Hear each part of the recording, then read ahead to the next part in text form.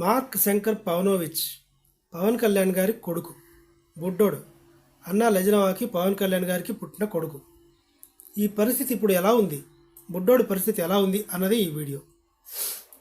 సింపుల్గా చెప్పాలంటే మాట్లాడలేని పరిస్థితి ఈ అబ్బాయిది.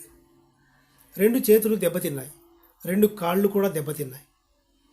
ఒక ఫైర్ యాక్సిడెంట్ సింగపూర్లో మార్క్ శంకర్ చదువుతున్న స్కూల్లో ప్రమాదవశాత్తు మంటలు చెలరేగడంతో ఆ అవకతవకలు అంత కిచిడి అయింది. ఎవరూ ఊహించలేదు. అందులోనూ సింగపూర్ లాంటి గొప్ప ఖరీదైన దేశంలో చదువుకుంటున్నాడు, ఎన్నో జాగ్రత్తలు తీసుకుంటారు. అయినా సరే అనుకోకుండా జరిగింది.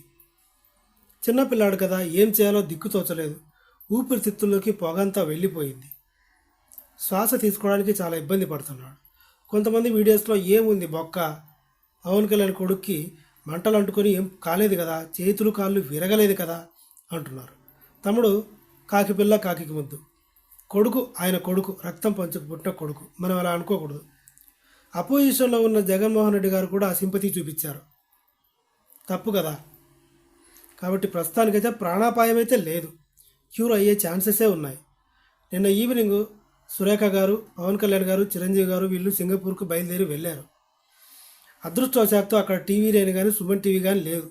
ఉంటే ఇంకేమేం చూపించేదో, ఇంకా నెక్స్ట్ పోతాడు అని చూపించేవాళ్ళు. సో ప్రమాదవశాత్తు జరిగింది. పిల్లాడైతే క్షేమంగా ఉన్నాడు.